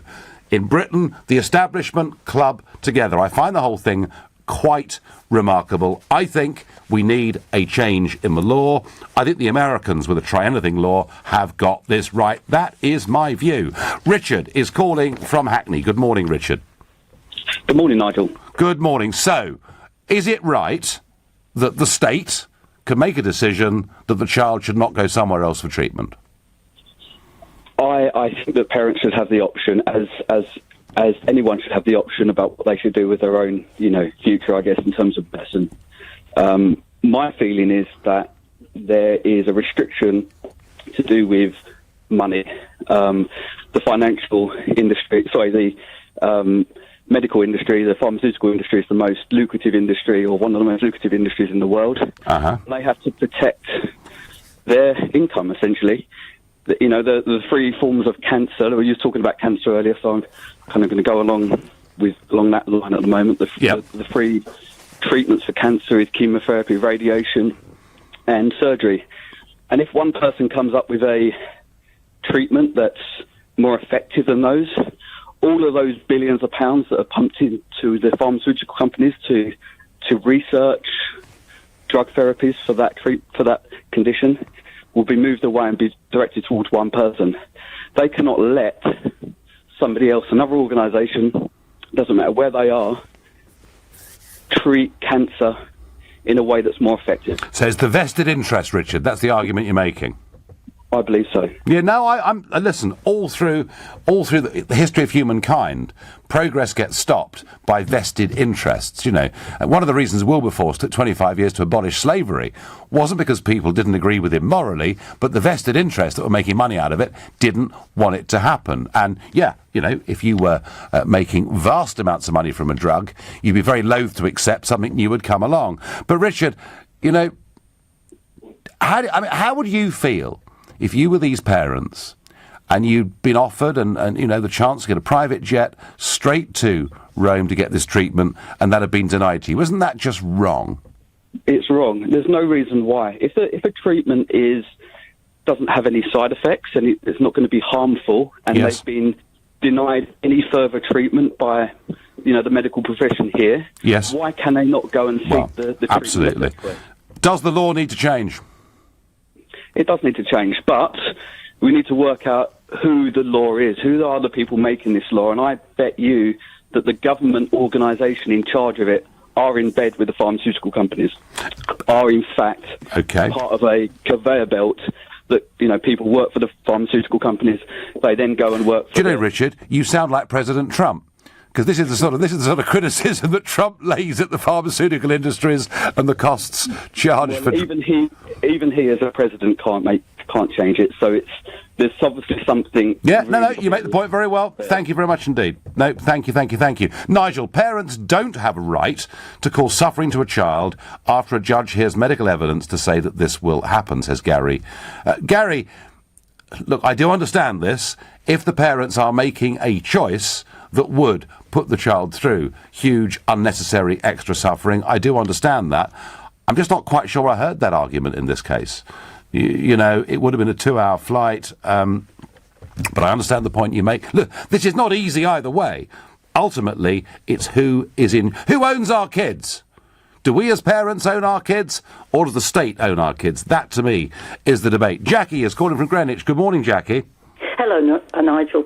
I wanted to say, when people are calling for changes in the law, they have to be very aware that extraordinary, unusual cases make bad law. For instance, the law as it stands, there are some religions, for example, Jehovah's Witnesses, where blood transfusions are regarded as not correct. Yes. And doctors frequently have to go to court when they fail to persuade to enable them to be able to give the blood transfusions to the child. Mm-hmm. So what I'm saying is, and I would say that the current law is pretty straightforward, parents don't own their children because children have human rights, and those human rights are enshrined in law. So, for instance, you cannot decide to send your child out to work at the age of 14. You cannot abuse your child. Now, I will in no way accuse the parents, in the current case, of abusing their child. I would say extreme love, extreme concern, care. But I would say all the arguments have had a chance to be aired in court. Now, you're convinced that it's some kind of establishment conspiracy. Well, I'm certainly. Well, Jackie, I do find it. But I'm on their side over this. I do find it extraordinary, Jackie, that the Pope can speak as vociferously on this subject as he does, and yet the senior Roman Catholic priest in this country says nothing. I find that extraordinary. Well, as I say, I'm not a Roman Catholic, so I really don't know. But as you say, I can remember. I do come from a family where there is Roman Catholicism involved, and I can remember that my father was asked in the case of my mother by a doctor, should they save the child or the mother? And the advice from my mother's priest was at odds with what my father believed. He said preferably both, but the mother. Yes, very difficult, isn't it? Very. And what I'm saying is, when it comes down to it, these issues are not simple. No, they're not. No, Jackie, they're not. And favour of this country is they were able to go to court and have the arguments listened to. I just feel it feels to me like the state owns our kids, and I take your point, about owning children and human rights. I take the point, Jackie. I thank you for your passion, and the point about the Jehovah's Witnesses is a very, very strong counter-argument that says actually parents can make very bad decisions sometimes. What an extraordinary thing to say, I get on Twitter. No one owns a child; they are their own person, which is why the law has to step in from time to time to protect their interests. Well, okay, but a 23-month-old can't make their own decisions, therefore, actually, we go back to the state, don't we? Actually, we go back to the fact the state has control over this. The Americans do have a try-anything law. I am tempted by that. Jordan is calling from Belfast. Good morning. How you doing, Nigel? Yeah, I'm all right. I just feel very sorry for these parents, and I can't believe the way the state comes together, whether it's in this case or the Charlie Gard case, and anyone that dares question it gets abused. Exactly. I mean, I wasn't even aware of the American law that you stated before, the try anything law. Yeah. It means that you can move a child from state to, the doctors in your state can say that's it, there's no more we can do, we recommend life support's taken off, and you say, well, actually, do you know what? We're going to go to Texas, because they've got something there that we want to try. Yeah, I mean, I'm not even a parent myself, but, I mean, if I was to have a child, you would move heaven and earth, and I think it's absolutely ridiculous that the British government has decided, basically, that this child deserves to die. I mean, it's a very sad state of affairs, to be completely honest with you, and all I can really do is have sympathy for the parents. It's ridiculous. Yeah, I have sympathy for the parents, just as I had sympathy for Charlie Gard's parents, who I met during those last few very difficult weeks. But trouble is, Jordan, there are going to be more of these, aren't there, as the months and years go on?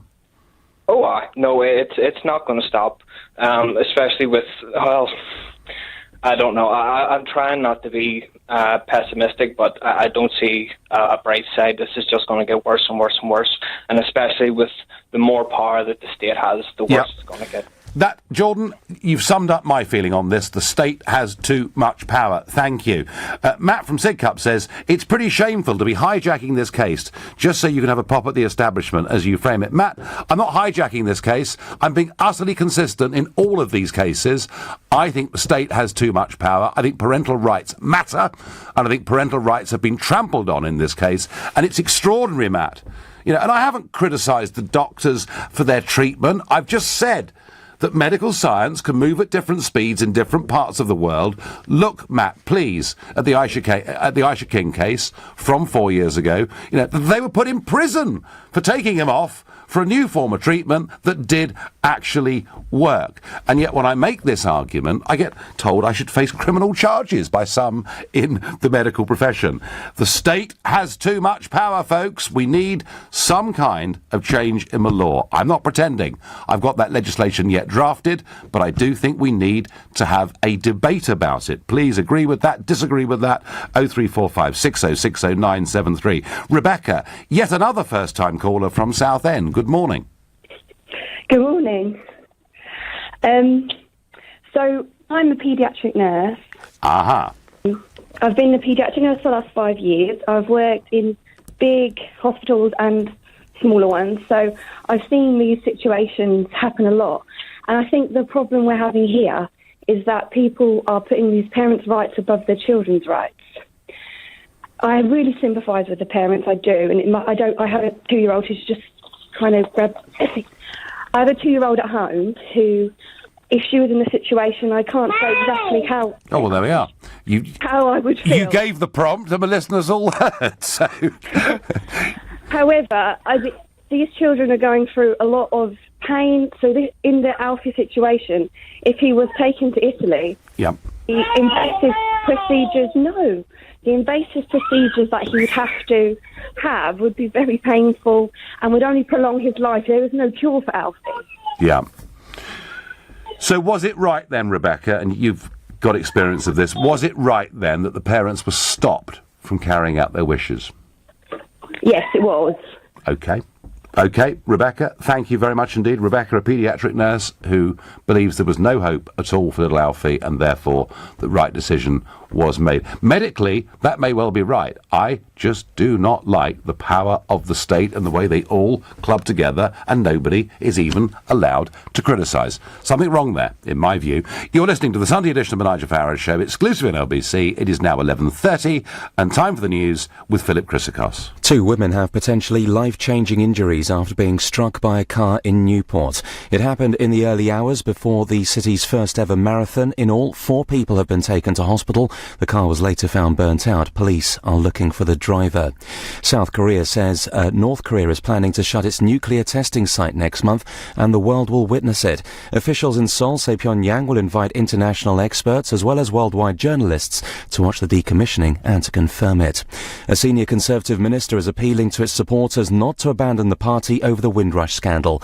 Community Secretary Sajid Javid, whose parents emigrated from Pakistan, tells the Sunday Telegraph the government is committed to putting things right. LBC weather. Sunshine and showers across the north. Heavy showers for Northern Ireland. Cloudy with showers elsewhere. A high of 10 degrees. LBC travel in the city. Upper Thames Street westbound stays closed from Southwark Bridge to the Blackfriars Underpass because of some crane works that continue. In South Bermondsey, the A2 Old Kent Road westbound has a lane blocked before the Canal Bridge interchange because of a police investigation. In Tottenham, the High Road northbound has a lane blocked at White Hart Lane because there's a traffic light leading into the road. On the Tube, engineering work means the entire Circle Line is suspended today. There's also no District Line between High Street, Kensington and Edgware Road, no Hammersmith and City Line between Hammersmith and Moorgate, and also no Metropolitan Line between Wembley Park and Aldgate. LBC Travel, I'm Dave Garth. This is LBC. The real reason Sleeping Beauty fell asleep was because it was taking so long for the palace to sell, and the handsome prince needed the proceeds to buy their new home with no time to dwell. I know who can help. Property Rescue. I'll contact them straight away. So he spoke to their friendly team who took care of every detail. They bought the palace direct with no legal fees to pay. Fast forward to living happily ever after. Visit propertyrescue.co.uk. Property Rescue. Fast forward to sold. Clear a room, clear a loft, clear a garden, or clear a whole house. With Clearabee, you can do it quickly, easily and affordably. Choose our man and van rubbish removal service and we'll clear your rubbish for you. Or choose one of our B-bag skip bags, which you can place almost anywhere, fill with almost any kind of rubbish and have it collected the same day. The choice is yours. Book now at clearab.co.uk. Clear rubbish easily. Clear rubbish. When the beast from the east struck, snow fell, temperatures plummeted, and the country ground to a halt. But Swale Heating leapt into action. Over the week, we helped over 10,000 homes stay warm and safe. To find out more about our boiler installations and maintenance schemes, visit swaleheating.com. Rely on us to keep you warm. Spotted this week at Lidl, a huge range of Greek food and drink. Like rice-filled vine leaves, just $1.19. A large jar of pitted olives, only $3.99. And a 6-pack of Mythos beer, just $4.49. Anyone would think it was Lidl's Greek Week. Subject to availability, NI may vary, selected stores while stocks last. Are you a landlord? Save time and money with Make Your Move. Visit makeyourmove.co.uk or text LED to 66777 now. The critically acclaimed Game of Thrones live concert experience comes to the UK for the very first time. Composer Ramin Djawadi leads a full orchestra and choir, performing iconic music from all 7 seasons, along with mesmerising state-of-the-art visual technology, live at the SSE Arena, Wembley, on Thursday the 14th of June. Tickets are on sale now. Go to lbc.co.uk to find out more. The Nigel Farage Show on LBC. Call 0345 6060 973.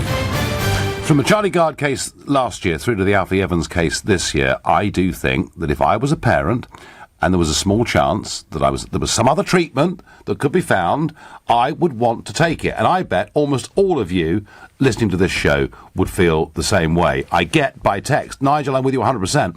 Parents should have the right to explore medical treatment in other countries. If my child had only 1% chance of survival, then that is hope. Isn't that how all of us would feel? Now, it may well be, in this case, medically, it was impossible. But I would remind you, doctors are wrong. I know that because I'm still here. If I'd stuck with the team I'd had, I wouldn't have been here.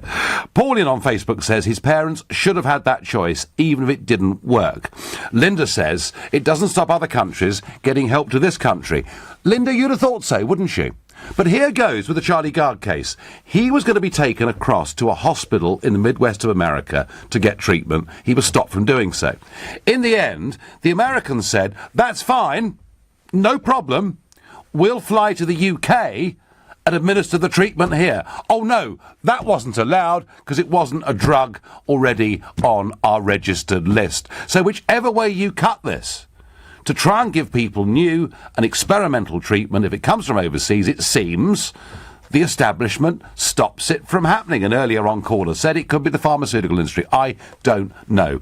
I just see it as the big state, the all-powerful state, being simply too powerful. But, you know, some don't agree. Have you lost your marbles, Nigel? Alfie couldn't hear, smell or see. His brain was almost non-existent.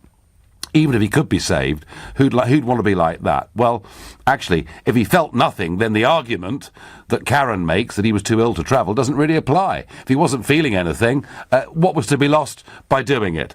Roya is calling from Swindon. Good morning. Good morning. Hey, Nigel. Hello there. So, it's Maria, actually. But is that, well, we've had a few spelling problems this morning. Maria, hello. Hello. Now, tell me, do you think the right decision was made in this case? In this case, I agree. Okay. But what if you get an instance that the child is of a faith that doesn't believe in blood transfusions? So if we let that case go and say, yes, the parents got a right to say what happens to children, so if you're in a faith that doesn't believe in blood transfusion and that child is going to die because it doesn't have a blood transfusion, and they have the right to say yes or no to it. So that's where you've got to be very careful. Yep, and that's a religious issue, isn't it? Exactly. So if we say a law saying that a parent's got a right to the decision of what a child does, I totally agree what you're saying. Yep. Get me wrong on that one, I totally agree with that. But if we allow it, then you're going to have Mormons who don't believe in blood transfusion. They might have a small child or whatever sort of, a relation or something like that, who doesn't believe in blood transfusion, and their faith is no blood transfusion, so that child will die. how would we stand there? Well, at the moment, we have the power to override the parents' wishes, don't we? Although we may have to go to court to do it. So you're arguing, Maria, you're arguing that if this new piece of law came into being, it could actually be counterproductive. It could be, yeah. No, okay. Look, do you know what? I take that point. I understand that point. I said earlier, I haven't drafted the legislation, but I do know in America, had American parents faced this situation, they would have been able to make their own decision, Maria, and in this case, they weren't. Totally agree, Nigel. Exactly what you're saying. I'm on your side on that side. But you've seen the thing is, there's a different side of it. You've got another side to it. Yeah. So if you let one thing happen, then another thing may happen as well. No, you've made the point beautifully, thank you. Blood transfusions, it's a very, very strong point. John says, the state owns all of us in one form or another. Well, boy, isn't that clear from this story. I was told by 5 different doctors that I had a kidney infection. The 6th doctor I saw said it was gallstones. Within half an hour, it was dealt with. Bev, do you know, I made the point earlier, I was misdiagnosed horrendously back in 1987. If I'd stuck with the medical establishment, I would not be here. And what about Aisha King? Told the little boy wasn't allowed to travel to Europe. They travelled to Europe anyway. The parents get arrested and put in prison, and 4 years on, the boy is alive and well. Don't tell me the medical establishment is always right, because it isn't always right. It can't possibly ever always be right. Bill is calling from the Costa del Sol. Bill, we've got, they're talking about snow here, possibly, in the northeast of England. 50-mile-an-hour winds and rain in the south. What's it like on the Costa del Sol? Very nice, about 23, 24 at the moment, just getting a bit higher. That's going to really, really cheese people off as they're soaked going about their business today. So, Bill, tell me, how do you feel about this? What is, I feel very bad about it. I feel someone should sue the government for unlawful killing. Wow. That's a bit strong, isn't it? My father died at the similar situation. He died of asbestos. And when I got his records, there was something in the records saying not to resuscitate him, and it's a code called 333. Right. 4 3s they put on your file. So if you go to the hospital now and they say, "Oh, you've got cancer, or you've got asbestos, or whatever," they put on your file not to resuscitate you. Yeah. And they could put that today, and in a year's time, a nurse will look at it or a doctor will look at it. And they say, don't help this person, keep them comfortable, give them some morphine. And basically, they're killing people. And I had an heart attack in Spain like this year. I went over in the street, I collapsed, and I was rushed to the hospital here, and I had an heart attack. And they saved me life. Well, but Bill, equally, that could have happened in the UK too, couldn't it? And I've been dead. Well, I don't know. Bill, I've suffered at the hands of the NHS, but equally, when I've had my plane crashes and car smashes and all the various things I've had in my mixed life, when I was an absolute emergency, I've been looked after very, very well. Bill, I thank you very much indeed for your call. Alfie and his parents should have been allowed to go to Italy. Should have been allowed to. For me to even have to write these words, you're right, the state is just simply too powerful. If what the parents are proposing in terms of medical care is detrimental to the interest and welfare of the child, then the authorities must step in. Now, that would be the right way round, wouldn't it? If what the parents were proposing really was wrong, then the authorities would step in. As it is, they have the absolute right from the beginning, and it's for the parents to make the case to get the child to go elsewhere. And even when drugs can be brought in from America to treat a child, we're told that can't happen because it's not on the list. This is a classic case. This almost is more about the size of a state than it is about this child who sadly died's medical condition. Nino is calling from Ely in Cambridgeshire. Hello, Nigel. Hello there. Normally I agree with you. On this case, I can't. All right. The first point is not the state that makes the decision; it's judges that make the decision. All right. Well, all right, Nino. Let me try you on this. State-appointed judges. It's still the state, isn't it? Okay, you've got to have some faith in our judiciary, or otherwise we may as well hang up and go home. All right. You've got to, in the end, someone's got to make a decision. Yep.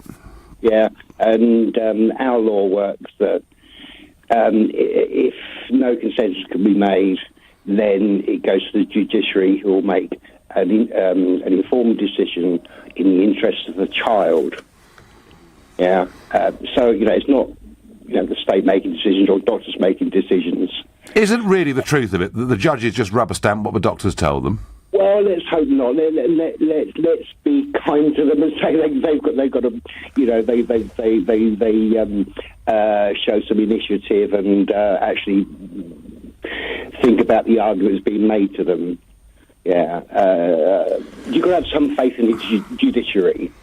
I mean, otherwise, but the trouble is that the judiciary can only judge the arguments put to them. If the judges don't make the decision, who does? No, I understand that. But the judges listen to the medical arguments, and all the medical arguments say this shouldn't happen. Yeah, but what about parents' rights? Yeah, of course they've got rights, but in the end, someone's got to speak for someone who cannot speak for themselves. Someone's got to speak on their behalf, where they're looking at it with their interests at heart. And you can't say parents always have the child's interests at heart, because that's rubbish. Well, I think in most cases they do. There will be the odd exception where it's the other way around. But the judges are always going to be part of the establishment that rules in favour of the establishment. That's just the way it works. Then what would your solution be? I mean, in the end, well, I'm make a decision. I'm proposing. I'm not proposing. I mean, others have proposed, and I'm supporting the idea that we need to have a change in the law. Now, look, I'm not pretending it's easy, because the counter-argument's been made about parents who would deny their children normal medical treatment, but I think there needs to be a shift in emphasis. That's really all I'm saying. But look, thank you for your call. Yes, ultimately, we do have to judge the courts, but the courts are part of that establishment machinery. That's how I see it. Nigel, having been both a patient, a nurse, and a medical secretary, I know what mistakes are made in hospital treatments. Of course, parents should be allowed to further treatment for their child, wherever it may be. You're listening to the Sunday edition of the Nigel Farage Show, exclusively on LBC. It's 11:45.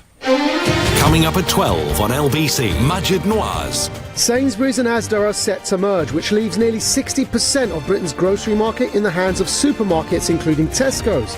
Do you care? Majid Noirs on LBC.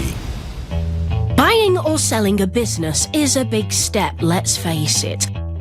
So you don't need it to be a big, stressful, headache-inducing, want-to-pull-your-hair-out step. You want a helpful team, a straightforward process, and people that know what they're doing, which perfectly describes Hilton Smythe.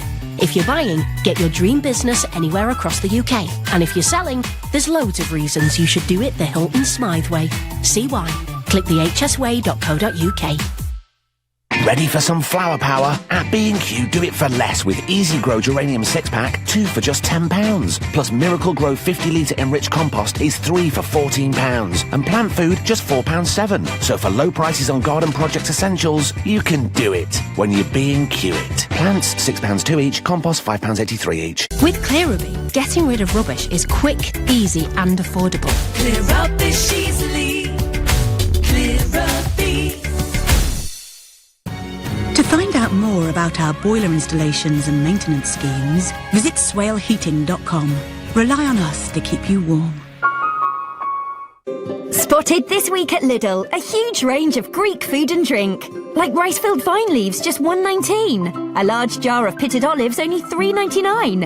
And a 6-pack of Mythos beer, just $4.49. Anyone would think it was Lidl's Greek week. Subject to availability, NI may vary, selected stores while stocks last.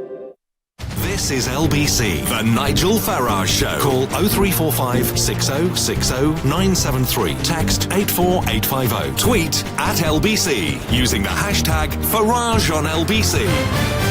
Could it be that the medical establishment actually is frightened of the concept that patients could go elsewhere and get treatment that's not yet available here? Would that put them in a bad light? I don't know. Seems to me that science, of course, moves at different speeds and in different places. I do wonder whether there is an element of that to it. Les, another first-time caller from Brentwood. Good morning, Les. Good morning. So what's your perspective on this? Nigel, I think the point you just made, I think I agree with that on the whole. But my point is, I think a lot of people are missing the main point. We're not leaving this down to some parents who might have religious ideals, or they might be idiots or whatever. We're saying that in England, a hospital has said, we can't do anything more for your child. We want to turn off his life support. Yes. And these parents have scouted around the world and found another hospital that says, we think we can have a go and maybe we can help him.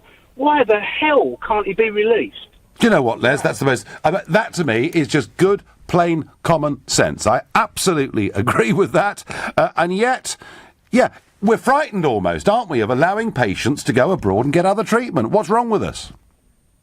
I know. It happened with Alfie Gard. It's happened with this chap. And I've been boiling all week watching it. And I was really... I was boiling most when Piers on breakfast television, he's normally really outspoken, and he kept really quiet about this, and I really don't know why.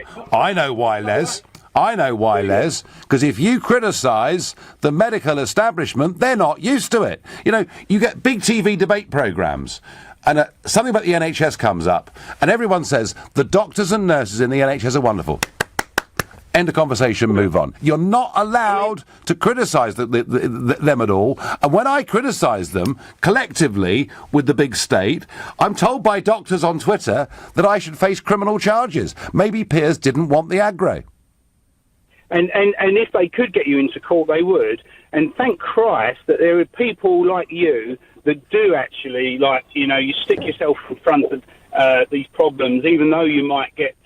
in trouble for it. And so I'm with you all the way on this, Parents, them poor parents. Yeah, I know. So you've really, Les, this case has really emotionally affected you, yeah? Oh, and I've never, this is the first time I've phoned in ever. I was sitting in my car, and I can't believe people are phoning up saying, we've got to leave this to judges. Judges administer the law. How can a judge know more than the hospital in Italy that says we think we might be able to do something? I know. Les, thank you. First time caller there, felt so moved he pulled the car over and called us. What on earth do you think is in this for the benefit of the establishment in making this decision? There is no benefit for anyone apart from potentially the child, which means an end to its suffering, says Tom, a dad in Charlton. Well, the benefit... Tom, is that you have a situation where everyone closes ranks and we're not allowed to criticise the medical profession in any way at all.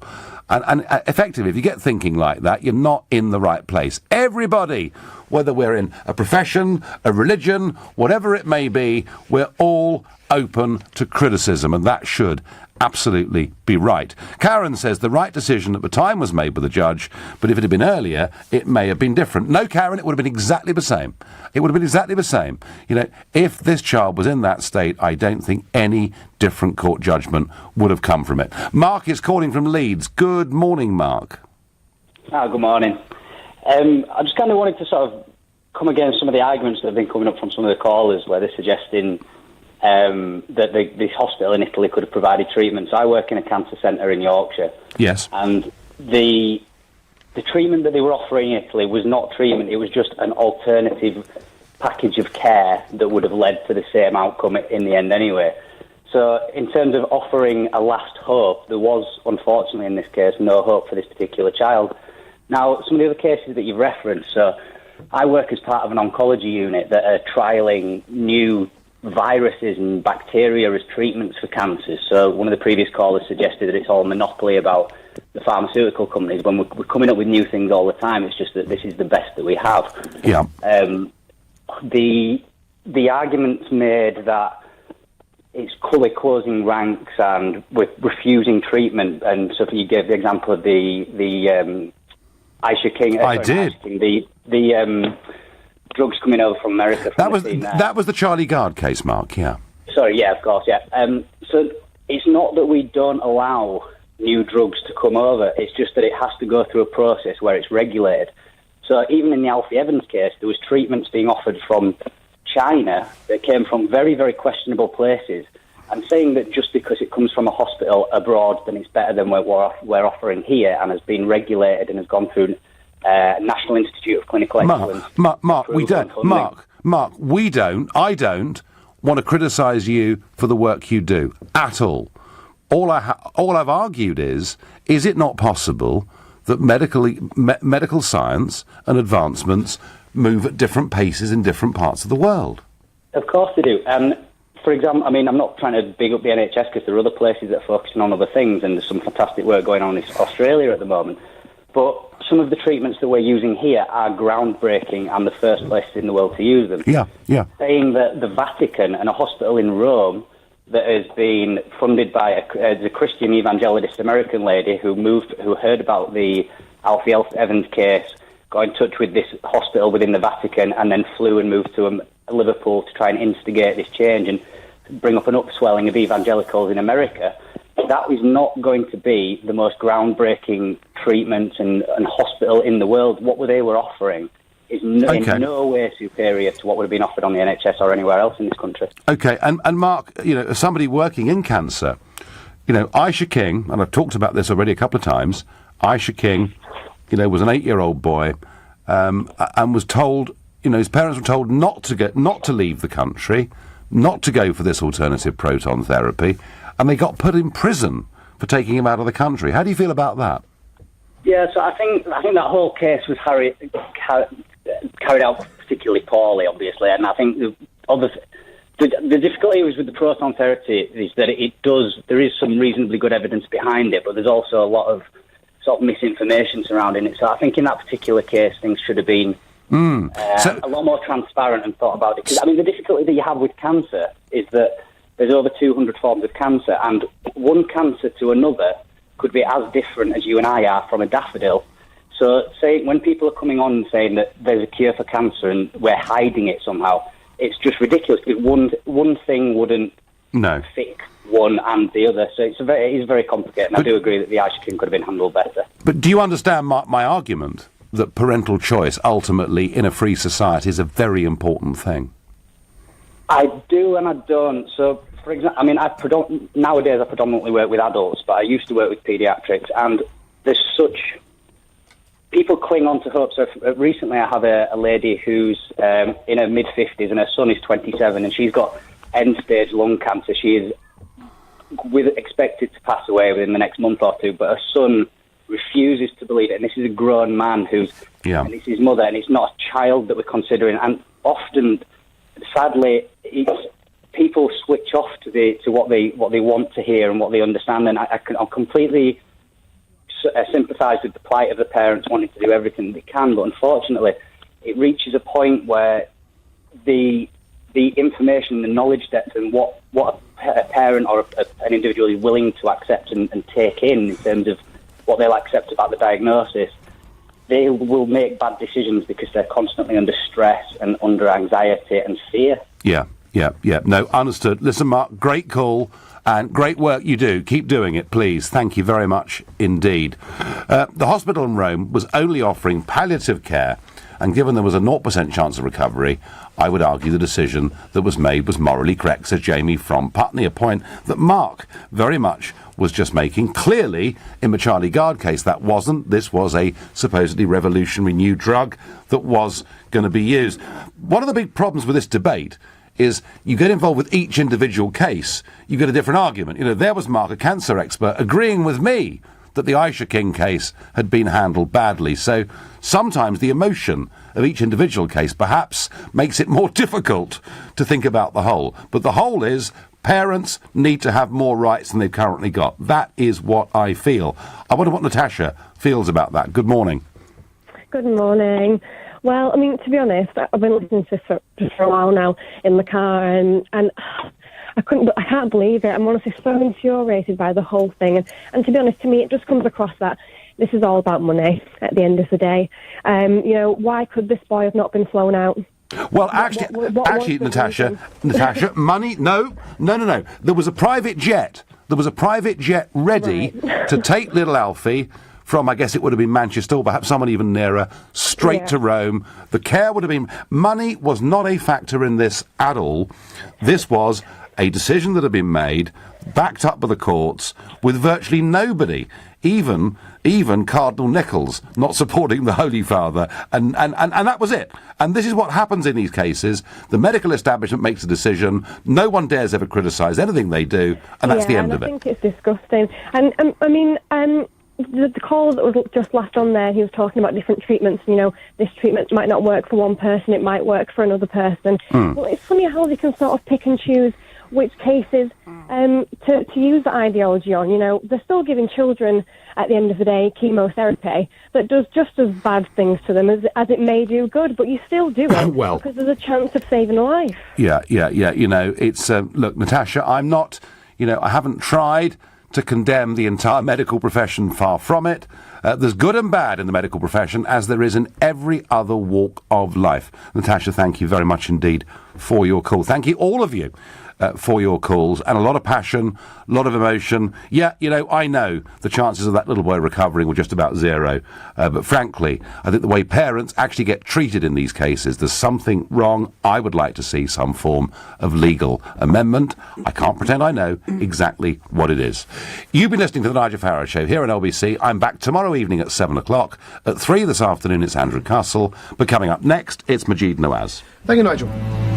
Coming up, Finland won plaudits last year when it announced the Universal Basic Income trial. That experiment is now coming to an end. Universal Basic Income could be the future, but is it affordable? Before that, the number of students disciplined by universities for drugs has risen by 40% in just 2 years. The National Union of Students is suggesting that 2 in 5 British students use drugs. Does a zero-tolerance policy really ever work? But first, Tesco and the newly announced merger between Sainsbury's and Asda would leave nearly 60% of Britain's grocery market in the hands of large supermarket chains. Do you care? Was this inevitable? And isn't the high street dead anyway?